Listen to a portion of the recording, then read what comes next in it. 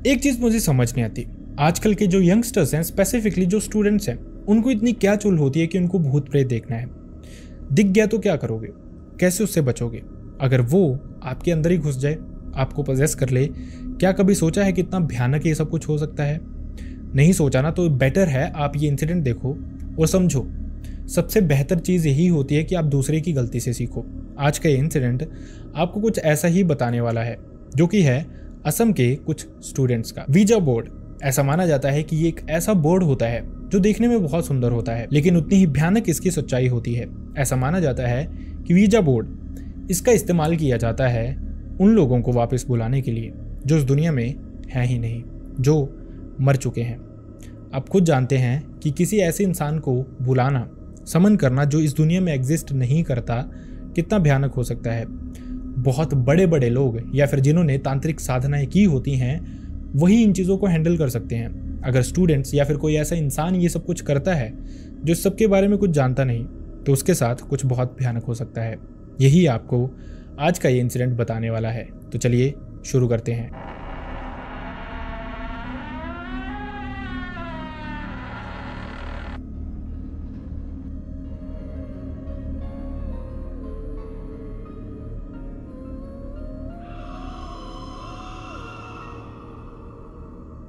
Hi and welcome back everyone. First of all thank you so much हमारी videos को इतना प्यार देने के लिए। आपका प्यार इसी तरह से मिलता रहेगा तो वीडियोस भी इसी तरह से आती रहेंगी। बस अपना प्यार हाइप के थ्रू दिखाते रहना, कमेंट सेक्शन में दिखाते रहना। मैं हर एक कमेंट देखता हूँ और लाइक भी करता हूँ। और अनफॉर्चुनेटली मैं चाहता तो नहीं, लेकिन किसी के साथ भी ऐसा कोई भी इंसिडेंट हुआ है और अगर आप चाहते हैं मैं यहाँ पे नरेट करूँ, तो आप मेरी मेल आईडी या फिर इंस्टाग्राम पे शेयर कर सकते हैं। दोनों का लिंक आपको मेरे डिस्क्रिप्शन बॉक्स में मिल जाएगा। अब बढ़ते हैं इंसिडेंट की तरफ। आज का इंसिडेंट हमारे साथ शेयर किया आरुष नाम के इंसान ने। आरुष ने बताया ये इंसिडेंट उनके साथ हुआ था 2018 में, जब वो असम के ही एक कॉलेज में पढ़ रहे थे। आरुष का जो घर था वो असम के एक विलेज में था, लेकिन वहाँ से कॉलेज का डिस्टेंस बहुत ज़्यादा था। इसी के चलते वो शिफ्ट हुए थे कॉलेज के हॉस्टल में। इसी कॉलेज के हॉस्टल में उनके साथ ही सेम रूम में उनका एक पड़ोसी रहता था जो उनका बचपन का दोस्त था। इस इंसान का नाम था प्रशांत। ये दोनों अपने गांव से स्कूलिंग करके भी एक साथ ही आए थे। यहाँ पे एडमिशन भी एक साथ ली थी और हॉस्टल का सेम रूम ही दोनों को मिल गया था। लाइफ काफ़ी हद तक सॉर्टेड रहती है। आरुष ने बताया कि पहले 2 साल उनके बहुत अच्छे से गुजरे, जिसके बाद तीसरा साल आते आते उन्होंने बहुत सारी इंटरेस्टिंग चीज़ें करना शुरू कर दिया था अपने हॉस्टल में, क्योंकि जो उनकी हॉस्टल का वार्डन था वो भी एक तरह से उनका काफ़ी अच्छा नोन बन गया था, एक तरह से दोस्त ही बन गया था। इसी के चलते वो नाइट आउट्स भी करते थे, रात को ही हॉस्टल में पार्टी भी करते थे, हॉस्टल में ही वो ड्रिंक भी करते थे, मूवीज भी देखते थे और कुछ गेम्स भी खेलते थे। कभी कभार इन सब चीज़ों में वार्डन भी उनको ज्वाइन कर लिया करता था। सब कुछ ठीक चल रहा था, लेकिन इस दौरान आरुष ने बताया कि ज़्यादातर जो वो मूवीज़ देखते थे वो हॉरर होती थी और उनसे उनको बहुत कुछ ऐसी चीज़ें भी देखने को मिलती थी जो वो अपनी लाइफ में भी ट्राई करते रहते थे। उनका सिर्फ एक मोटिव था, फाइनल ईयर में उनको अपने कॉलेज में, अपने हॉस्टल में किसी ना किसी प्रेत आत्मा को समन करना ही करना है, चाहे उसके लिए उनको कुछ भी करना पड़े। इसी के चलते उन्होंने तरह तरह की मूवीज देखना शुरू की जो कि हॉरर ही होती थी। सब साथ में बैठ के देखते थे। इसी वजह से सब हॉरर मूवीज को फन बना देते थे, उनको डर भी नहीं लगता था। उन्होंने एक मूवी देखी। इस मूवी का नाम था वीजा बोर्ड। ये मूवी 2014 में आई। उन्होंने ये मूवी देखी और उससे उनको पता चला कि वीजा बोर्ड जैसी कोई चीज़ एग्जिस्ट करती है जो कि सच में भयानक है, जिससे आप किसी भी प्रेत आत्मा को समन कर सकते हो जो अब इस दुनिया में नहीं है। और हो सकता है अगर आपके आसपास भी कोई एनर्जी हो उसको भी समन किया जा सकता है। इसी के बाद इन सब दोस्तों ने इस वीजा बोर्ड को स्टडी करना शुरू किया, इसके बारे में पढ़ना शुरू किया कि इसमें क्या क्या होता है, किस तरह से बनाया जाता है। और देखते देखते इन सब ने कुछ ना कुछ ऐसी चीज़ें करी जिससे कि उन्होंने खुद ही ये वीजा बोर्ड रेडी भी कर लिया। अब क्या था, वो जानते थे उनको कैसे ये सब कुछ एग्जीक्यूट करना है, लेकिन फिर भी कुछ चीज़ें थी जो उनको पता नहीं। इसी के चलते उन्होंने क्लासेस के बाद जो उनका टाइम बचता था उसमें रिसर्च करना शुरू किया कि कैसे वो वीजा बोर्ड का यूज़ करके किसी आत्मा को बुला सकते हैं। धीरे धीरे उनको बहुत सारी चीज़ें पता चलती हैं और वो रेडी हो जाते हैं इसका इस्तेमाल करने के लिए। देखते देखते वो रात आती है जब उन्होंने प्लान किया था ये सब कुछ करने का। वार्डन को उन्होंने समझा दिया कि वो यहाँ पे ना आए, हमने कुछ गेम्स खेलनी है। वार्डन, जैसा मैंने आपको बताया, उनके दोस्त की तरह ही था, तो वो भी बाहर ही रहता है। ये सारे के सारे दोस्त ये वीजा बोर्ड अपने कमरे में रखते हैं। एक कमरा था जो कि बहुत बड़ा था, बेसिकली उनके ही एक दोस्त का कमरा था, उसी में इस बोर्ड को रखा जाता है। इसके बीचों बीच एक कैंडल जलाई जाती है। इसके सराउंडिंग बिल्कुल अंधेरा कर दिया जाता है और सारे के सारे दोस्त एक सर्कल बना के इसके सराउंडिंग बैठ जाते हैं। जो उनको पता था उस तरह से पूरी कोशिश करते हैं किसी न किसी आत्मा को समन करने की, लेकिन लगभग 20 से 25 मिनट हो जाते हैं, लेकिन कुछ भी नहीं होता। आरुष ने बताया इसके बाद ही लगभग 25 मिनट बीत चुके होंगे कि अचानक से प्रशांत उठता है अपनी जगह से और यहाँ वहाँ भागना शुरू कर देता है। उसको देख के ऐसा लग रहा था जैसे वो पजेस्ड हो चुका है, उसके अंदर कोई आ गया है। किसी के अंदर भी इतनी हिम्मत नहीं हो रही थी कि प्रशांत को रिलैक्स करवा सके, उसको आवाज लगाएं या फिर जाके उसको पकड़ लें। सब एक तरह से अपनी अपनी जगह पे सन्न हो गए थे। किसी का उठने का मन नहीं कर रहा था, इनफैक्ट हिम्मत ही नहीं हो रही थी कि अचानक से प्रशांत उनके सामने आता है और एकदम से स्टेयर करता रहता है, उन सबको देखता रहता है जैसे कि कुछ अजीब हो रखा है और शायद वो किसी को मारने वाला है, किसी को हार्म करने वाला है। सब बहुत बुरी तरह से डर गए थे। अचानक से प्रशांत जोर जोर से हंसना शुरू कर देता है। ये सब एक मजाक था, कोई आत्मा उसके अंदर नहीं थी, बल्कि वो सबके मजे ले रहा था। जिसके बाद ये सब दोस्त उठते हैं और उसको फन वे में ही पीटना शुरू कर देते हैं। जिसके बाद थोड़ी देर वो बातें करते हैं और अपने अपने कमरे में सोने चले जाते हैं। सबको ये सिर्फ एक वेस्टेज ऑफ टाइम ही लगा था। खैर, इसके बाद अगला दिन होता है। रूटीन उनकी वैसी ही थी। रात को उन्होंने फिर से मूवीज देखना शुरू की। अब ये जो हॉरर मूवीज थी, इनमें भी कहीं ना कहीं वीजा बोर्ड का जिक्र था। इसी के चलते उनको कुछ ऐसी चीजें भी पता चलती हैं जो उन्होंने प्रीवियस नाइट ट्राई नहीं करी थी, मतलब कि पिछली रात ट्राई नहीं करी थी। इसी के चलते वो प्लान करते हैं कि अगली रात फिर से वो कोई फिल्म नहीं देखेंगे, बल्कि फिर से इस बोर्ड को लेके बैठेंगे और कुछ ना कुछ ऐसा करेंगे जिससे कि वो किसी चीज को समन कर सके। वैसा ही होता है। ये दिन उनका कॉलेज में निकलता है, जिसके बाद ये सारे के सारे दोस्त शाम को बहुत एक्साइटेड हो जाते हैं इसी वीजा बोर्ड का इस्तेमाल करने के लिए। लेकिन इससे पहले वो ये सारी की सारी चीजें करना शुरू करें, उन्होंने थोड़ी देर बैठ के पार्टी भी की, ड्रिंक्स की, बहुत सारी चीजें खाई पी और उसके बाद प्लान किया कि अब वो इस वीजा बोर्ड का इस्तेमाल करेंगे। वैसे ही उन्होंने जैसे पिछले से पिछले दिन उन्होंने सेटअप किया था, बिल्कुल वैसे ही सब कुछ किया। वो सब के सब वैसे ही बैठ जाते हैं और अचानक से वही चीज़ें करना शुरू कर देते हैं जो भी उन्होंने इंटरनेट से सीखी थी, यूट्यूब से सीखी थी या फिर इन मूवीज से सीखी थी। देखते देखते फिर से 20 से 25 मिनट हो जाते हैं, कुछ नहीं होता। लगभग आधे घंटे के आसपास फिर से प्रशांत उठता है, यहाँ वहाँ भागना शुरू कर देता है पिछली बार की तरह ही। सब समझ गए थे कि वो फिर से मजाक ही कर रहा है, फिर से वो सबके मजे ही ले रहा है। अचानक से वो आके सबके सामने खड़ा हो जाता है और उसी तरह से स्टेयर करता है। सब फिर से उठते हैं उसको पीटने के लिए। इससे पहले वो हंसे। बाकी के दोस्त बाजी मारना चाहते थे इस बार पहले, लेकिन अचानक से जैसे ही वो उठते हैं, प्रशांत हवा में उड़ जाता है और एकदम से ऐसे दीवार की तरफ गिरता है जैसे उसको उठा के किसी ने फेंक दिया है। ये सारा का सारा जो एटमॉस्फेयर था ये बहुत भयानक हो रखा था। सब देख पा रहे थे कि जो भी हुआ है वो कुछ ना कुछ तो पैरानॉर्मल जरूर हुआ है, कुछ तो है जो शायद सच में यहाँ पे आ गया है। एकदम से कमरे का एटमॉस्फेयर नेगेटिव हो गया था। देखने में क्लियरली लग रहा था कि यहाँ पे कोई ना कोई ऐसी एनर्जी है जिसकी प्रेजेंस इस कमरे में नहीं होनी चाहिए थी। अब सबको डर लगना शुरू हो गया था, अपने डिसीजन पे रिग्रेट होना शुरू हो गया था कि आखिरकार उन्होंने ये सब कुछ क्यों किया। जैसे ही वो प्रशांत के पास पहुंचते हैं, वो देखते हैं प्रशांत गिरा हुआ था जमीन पे। वो एकदम बेहोश था, उसको होश ही नहीं आ रही थी, उसका शरीर एकदम गर्म हो चुका था। उन्होंने जैसे तैसे प्रशांत को उठाया और उसके कमरे में लेके गए, वहीं पे उसको लेटाए रखा। थोड़ी देर वो रुमाल गीला कर करके उसके माथे पे रखते रहे, क्योंकि इसकी बॉडी बहुत ही ज़्यादा गर्म हो गई थी। उनको लग रहा था उसको बुखार है, उसकी सांसें चल रही थी, जिससे क्लियर था कि वो जिंदा तो है, लेकिन वो बाहर लेके उसको जा नहीं सकते थे, क्योंकि हो सकता था उनको डांट पड़ती, हो सकता था उनको कोई ना कोई पनिशमेंट मिलती, और ये भी हो सकता था कि उनकी आज़ादी उनसे छीन ली जाए। इसी के चलते वो जैसे तैसे वेट कर रहे थे कि चीज़ें अपने आप ही नॉर्मल हो जाएं। लगभग 1 से 1.5 घंटा वो सारी कोशिशें करते रहते हैं। आरुष प्रशांत के सर की मालिश करते रहते हैं, हाथों की, पैरों की मालिश करते रहते हैं, उसको पानी पिलाते रहते हैं ज़बरदस्ती। देखते देखते लगभग 1.5 से 2 घंटे के बाद प्रशांत की आंख खुलती है और वो सबको ऐसे देख रहा था जैसे वो उनको जानता ही ना हो। बहुत अजीब सी चीज़ें थी उसके साथ। सब उसको पूछने की कोशिश करते हैं, आखिरकार तेरे साथ हुआ क्या, तुझे किसने फेंका, क्या तुझे कुछ दिखाई दिया, अंदर कुछ महसूस हो रहा है। प्रशांत ने किसी भी बात का जवाब नहीं दिया। वो एकदम शांत था, रिलैक्स्ड था। जिसके बाद वो किसी भी बात का जवाब नहीं देता, बल्कि अपना ब्लैंकेट लेता है, करवट बदलता है और वहीं पे सो जाता है। अब सब जानते थे कि उनको जानना बहुत कुछ है, लेकिन ये टाइम नहीं था प्रशांत से कुछ भी पूछने का। कुछ तो पैरानॉर्मल, कुछ बहुत भयानक उनके हॉस्टल में हो रखा था।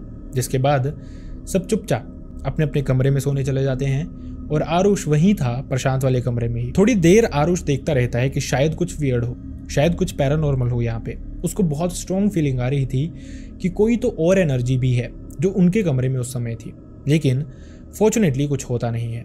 अगली सुबह होती है। अब ये जो समय था, आरुष ने बताया, ये उनके एग्जाम से पहले का समय था जिसमें उनको छुट्टियां दी गई थी। अगले ही दिन सब स्टूडेंट्स ने हॉस्टल को छोड़ के अपने अपने घर जाना था। अगली सुबह होती है। सब लेट ही उठते हैं क्योंकि लेट ही सोए थे। सब कोशिश कर रहे थे प्रशांत से किसी न किसी बहाने से बातचीत करने की, लेकिन प्रशांत वैसे ही शांत था, बिल्कुल चुपचाप था। सबको पता था प्रशांत का बेस्ट फ्रेंड है आरुष और शायद उसी से वो सब शेयर करेगा, उसी से सारी बातें करेगा। लेकिन आरुष को भी प्रशांत ने कुछ बताया नहीं। ये इस तरह से था जैसे प्रशांत डर गया था, लेकिन उसको साथ ही ये भी नहीं पता था कि उसके साथ रात को हुआ क्या है और क्यों वो इतना शांत हो गया है। अचानक से उसके साथ ये सब कुछ हो क्या रहा है। खैर, लगभग 11-12 बजे के अराउंड सारे के सारे स्टूडेंट्स अपने अपने घर के लिए निकल जाते हैं। प्रशांत और उसके साथ आरुष भी अपने घर के लिए, अपने गाँव के लिए निकल जाते हैं। दोनों सेम बस में जाते हैं, लेकिन आरुष ने पूरे रास्ते में भी यही नोटिस किया कि प्रशांत का जो बिहेवियर था, नेचर था, वो बहुत डिफरेंट था, वियर्ड था। मतलब वो फन लविंग इंसान था। आप खुद ही इमेजिन कीजिए, सारे के सारे दोस्त उस वीजा बोर्ड के सामने बैठे हुए थे सीरियस सिचुएशन में। वो उठ के सबके मजे ले रहा था। इस तरह का इंसान था। लेकिन घर जाते जाते वो एकदम शांत हो चुका था। कुछ तो अजीब था, कुछ तो अंदर उसके दिमाग में चल रहा था जो भयानक था। शायद उसको खुद भी नहीं पता था आखिरकार वो था क्या। खैर, इसके बाद आरुष और प्रशांत अपने अपने घर पहुंच जाते हैं, जिसके बाद आरुष अपने घर चला जाता है और उसकी फैमिली उसी का वेट कर रही थी, क्योंकि आरुष को उन्होंने उनकी नानी के घर लेके जाना था, जिनका घर बेसिकली उनके गांव से 20 से 25 किलोमीटर की दूरी पे था। अब वहां पे आरुष अपनी फैमिली के साथ चला जाता है। लगभग 3 से 4 दिन के बाद जब वो वापस आता है तो उसको कुछ बहुत वियर्ड, कुछ बहुत भयानक सुनने को मिलता है। वो जा ही रहा था अपने दोस्त प्रशांत के घर की तरफ ताकि उसका हालचाल पूछ सके, उससे बातचीत कर सके। लेकिन जैसे ही वो घर के बाहर पहुंचता है, उसको प्रशांत के पड़ोसी कुछ बताते हैं। वो बताते हैं कि तुझे पता नहीं तेरे दोस्त के साथ क्या हो रहा है। जैसे ही आरुष उनसे पूछता है, वो बताते हैं आरुष को कि तू अंदर जा, प्रशांत की बहन से पूछ, वो तुझे सब कुछ बताएगी क्या क्या उनके साथ हो रहा है। जैसे ही वो अंदर जाता है, प्रशांत की बहन उसको सब कुछ बताना शुरू करती है। वो बताती है कि जिस दिन तुम लोग आए थे उसी रात जब वो सो रही थी, अचानक से रात को लगभग 12:30-1 बजे के अराउंड उसको ऐसे लग रहा था उसके दरवाजे पे कोई स्क्रैच कर रहा है, मतलब नाखूनों से उस दरवाजे को कोई खुरेच रहा है। ये जो आवाज़ थी ये बहुत रियल सी लग रही थी। मतलब कि प्रशांत की बहन ने 2 से 3 बार सोने की कोशिश भी की, ये सोचते हुए कि हो सकता है ये उनका डॉग हो जो उन्होंने अपने घर पे रखा हुआ है। लेकिन जब उसने उठने के बाद 2-3 आवाज़ें भी लगाई तो सामने से कोई रिस्पॉन्स नहीं आ रहा था और ये जो खुरेचने की आवाज़ थी ये कॉन्टिन्यूसली आए जा रही थी। जैसे जैसे प्रशांत की बहन दरवाजे के पास पहुंच रही थी, वैसे वैसे उसको चीज़ें थोड़ी सी क्लियर और वियर्ड लगनी शुरू हो गई थी, क्योंकि ये जो दरवाजे को खरोचने की आवाज़ आ रही थी ये काफ़ी हाइट पे आ रही थी, लगभग 4 से 5 फुट की हाइट पे। मतलब इस हाइट पे डॉग इस दरवाजे को खरोचे ये पॉसिबल नहीं। उसको धीरे धीरे चीज़ें अजीब और भयानक लगनी शुरू होती हैं। देखते देखते वो झट से दरवाज़ा खोलती है। दरवाज़ा खोलते ही जो मंजर वो देखती है वो उसके लिए बहुत शॉकिंग था, बहुत परेशानी से भरा था और साथ ही बहुत ही ज़्यादा डर से भरा हुआ था। उसने देखा कि सामने प्रशांत खड़ा था, उसकी आंखें चमक भी रही थी और एकदम डार्क भी थी एट द सेम टाइम, और साथ ही वो बहुत वियर्ड सा बिहेव कर रहा था। दरवाजे को खरोच भी वही रहा था, उसके नाखूनों से खून तक निकल रहा था। ये देखते ही प्रशांत की बहन बहुत जोर से उसको आवाज़ लगाती है डर के मारे, जिससे फैमिली भी उठ जाती है। लेकिन इससे पहले फैमिली वहां तक पहुंच सके, सब कुछ देख सके, प्रशांत अचानक से अपनी बहन का गला पकड़ लेता है और उसको घोटना शुरू कर देता है। ये जो मंजर था ये उनकी फैमिली के लिए बहुत भयानक था। जैसे फैमिली वहां पे पहुंचती है, सब चीखना चिल्लाना शुरू करते हैं। प्रशांत चुपचाप से अपने दरवाजे से, मेन दरवाजे से बाहर की तरफ भाग जाता है, मतलब अपने घर से ही बाहर चला जाता है रात को लगभग 1-1:15 बजे के अराउंड। और इस समय वो भागता है चीखता हुआ। ये जो चीखें थी आसपास के गांव के लोगों ने भी सुनी थी, जिसके चलते वो भी उठते हैं। जब देखते हैं तो प्रशांत की फैमिली वहाँ पे चली हुई थी, मतलब कि प्रशांत के पिता, उसके ताया चाचा वगैरह जो भी लोग थे, मतलब जो भी मर्द लोग थे, वो प्रशांत को ढूंढने के लिए बाहर निकले हुए थे। गांव के लोगों ने भी उनको ज्वाइन किया और उन्होंने हर वो पॉसिबल कोशिश की कि कहीं ना कहीं उनको प्रशांत मिले। जंगल देख लिए, हर तरह के शेल्टर देख लिए और अबैंडन घर भी देख लिए जो उनके सराउंडिंग में थे, लेकिन प्रशांत कहीं भी नहीं था। दूसरी तरफ उसकी माँ और बहन घर पे परेशान हो रही थी, यहाँ वहाँ भाग रही थी। अचानक से प्रशांत की बहन कुछ बहुत वियर्ड देखती है। जैसे ही वो प्रशांत के कमरे के बाहर से गुजरती है, वो देखती है प्रशांत अपने कमरे में बेड पे सो रहा था। ये बात सबके लिए शॉकिंग थी। प्रशांत को भागते उसकी सारी फैमिली ने देखा था। ये चीखें सारे गांव ने सुनी थी, आवाज भी प्रशांत की थी। तो आखिरकार वो अपने कमरे में कैसे पहुंच गया था। उसकी माँ और बहन बाहर ही बैठी हुई थी, दरवाजे खिड़कियां सब बंद थे। किसी को समझ नहीं आ रहा था हुआ क्या है। प्रशांत की बहन उसके पिता को कॉल करती है और उनको वापस बुलाती है। वो भी वापस पहुंचते हैं और वो सब शॉक्ड थे। वो जानते थे कुछ तो अजीब ज़रूर हुआ है, जिसके चलते वो प्रशांत को उठाने की कोशिश करते हैं। लेकिन जैसे ही प्रशांत को उठाने की कोशिश की जाती है वो उठता नहीं है, बल्कि उसका शरीर फिर से बहुत ही ज़्यादा गर्म हो चुका था। ऐसा लग रहा था उसको बहुत तेज़ बुखार है और जल्दी से जल्दी इसको ट्रीटमेंट की ज़रूरत है। फैमिली बिना देरी किए पड़ोस में ही एक टैक्सी ड्राइवर था, उसको कॉल करती है क्योंकि घर पे उनके टैक्सी नहीं थी। आस पड़ोस में भी बहुत सारे लोगों ने गाड़ियाँ नहीं रखी थी, जिसके चलते उनको दूर से एक टैक्सी ड्राइवर बुलाना पड़ता है। ये ड्राइवर आता है, जिसके बाद रात को ही प्रशांत को हॉस्पिटल लेके जाया जाता है। बेसिकली रात तो नहीं, ये सुबह ही होने वाली थी। टाइम लगभग 3:30-4 बजे का हो गया था, जिसके बाद जैसे तैसे वो हॉस्पिटल पहुंचते हैं। लेकिन इससे पहले डॉक्टर्स कुछ भी कर पाए। प्रशांत की बॉडी एकदम नॉर्मल टेम्परेचर पे आ चुकी थी, वो एकदम ठीक हो चुका था, उसको होश आ गई थी, बहुत नॉर्मल वो बिहेव कर रहा था। फैमिली को समझ नहीं आया कि आखिरकार ये सब कुछ हुआ क्या है और क्यों प्रशांत के साथ ही चीज़ें हो रही हैं। वो जानते थे प्रशांत किसी तरह का नशा नहीं करता है और वो मैच्योर भी है इतना कि इस तरह की चीज़ें जानबूझ के नहीं कर सकता किसी को परेशान करने के लिए। फैमिली ने भी कुछ नहीं कहा, डॉक्टर्स ने भी उनको डिस्चार्ज कर दिया बिना कुछ ट्रीटमेंट दिए। हालांकि कुछ दवाइयाँ उनको दे दी, ये कहते हुए कि अगर इसको फिर से बुखार आए तो ये दवाइयाँ दे देना। खैर, जिसके बाद फैमिली फिर से इस टैक्सी में बैठती है, अपने घर की तरफ निकल जाती है। इस टैक्सी में प्रशांत, उसकी बहन और उसके पिता बैठे हुए थे। अचानक से अभी वो टैक्सी में वापस जा ही रहे थे। टाइम सुबह का लगभग 6 बजे के अराउंड का हो गया था। लेकिन प्रशांत फिर से अजीब सा बिहेव करना शुरू कर देता है। देख के ऐसा लग रहा था वो फिर से पोजेस हो चुका है। उसी तरह से उसकी आंखें चमक भी रही थी और अचानक से डार्क भी हो जा रही थी एकदम से, और वो लग रहा था अपने आपे में नहीं है। उसकी जो फिजिकल पावर थी वो बहुत बढ़ चुकी थी। ऐसा लग रहा था देखने में ही कि कुछ ना कुछ उसके अंदर है, किसी ना किसी चीज से वो जरूर पोजेस हुआ है। जिसके बाद फैमिली ये डिसाइड करती है कि उनको पता है अब उनको हॉस्पिटल नहीं जाना है, बल्कि किसी बाबा तांत्रिक के पास जाना है। ये बात ये टैक्सी ड्राइवर भी सुन ही रहा था। आगे वो कहता है कि अगर आप चाहते हैं तो मैं इसको अपने नाना के पास लेके जा सकता हूँ। मेरे जो नाना है वो तंत्र क्रियाएं जानते हैं और वो इसका इलाज कर सकते हैं। वो काफ़ी अच्छे हैं इस काम में, उनको इस काम में महारत हासिल है। फैमिली भी देरी नहीं करती, बल्कि उस ड्राइवर को बोलती है कि वो डायरेक्ट ही उसके नाना के पास उनको ले जाए। पहुँचते पहुँचते उनको 7 बज जाते हैं अगले सुबह के। जब वो इस इंसान के घर पे पहुंचते हैं, मतलब टैक्सी ड्राइवर के नाना के घर पे पहुंचते हैं, तो वो अपने कमरे में पूजा कर रहा था। ये जो कमरा था बेसिकली यही वो कमरा था जहाँ पे वो साधना करते थे, जहाँ पे वो तंत्र क्रियाओं की प्रैक्टिस करते थे और जहाँ पे वो पूजा भी करते थे। थोड़ी देर लगती है, जिसके बाद ये इंसान इन सबको अंदर बुलाता है। लेकिन जैसे ही अंदर पहुंचते हैं, अचानक से प्रशांत की बॉडी फिर से बहुत गर्म हो जाती है। उसको वैसे ही बुखार आना शुरू हो जाता है। प्रशांत के पिता ने उसको पकड़ के रखा हुआ था। सामने वाले इंसान ने थोड़ी देर पूजा की, प्रशांत के हाथ पे एक धागा बांधा और उसके मुंह में जबरदस्ती एक इलायची डाली, कुछ मंत्र पढ़ के। देखते देखते थोड़ी ही देर में प्रशांत का जो बॉडी टेम्परेचर था वो फिर से नॉर्मल हो गया और वो काफ़ी हद तक स्टेबल लग रहा था। जिसके बाद इस इंसान ने कहा प्रशांत की जो भी फैमिली मेम्बर्स हैं वो बाहर चले जाएं, सिर्फ प्रशांत अंदर रहेगा।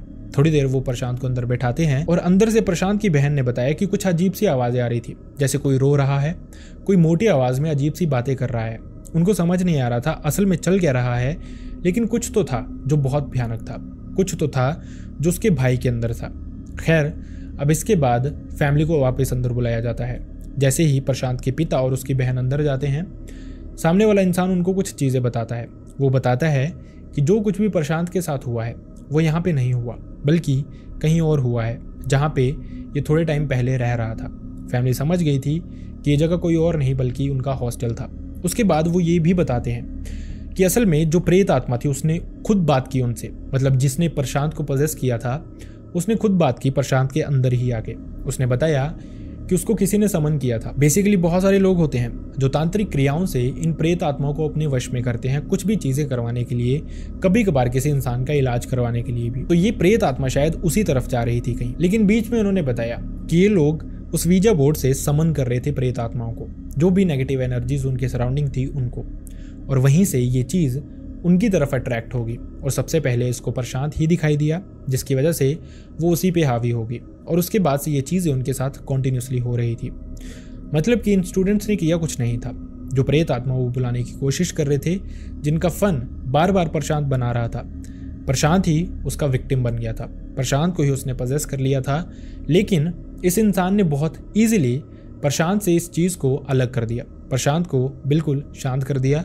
प्रशांत इसके बाद ठीक तो हो गया, लेकिन एक बहुत इंपॉर्टेंट लर्निंग उसने सीख ली थी कि चाहे कुछ भी हो जाए, चाहे लोगों को विश्वास हो ना हो, लेकिन वो समझ गया कि अगर इस दुनिया में भगवान एग्जिस्ट करते हैं तो इस तरह की चीज़ें भी एग्जिस्ट करती हैं। हालांकि जो लोग बहुत भगवान की पूजा करते हैं, भगवान के आसपास ही रहते हैं या फिर भगवान को पूजते रहते हैं रेगुलरली, उन पे ये चीज़ें इतना हावी नहीं होती। लेकिन जो एटमॉस्फेयर उन्होंने अपने हॉस्टल का बना के रखा था, हर तरह के नशे करने, कभी पूजा पाठ नहीं करनी और ऊपर से इस तरह की एक्टिविटीज़ करनी जो कि इन तरह की चीज़ों को समन कर सके, इसी वजह से ये चीज़ें उनके साथ हुई थी और अब वो आगे उनको नहीं करनी है।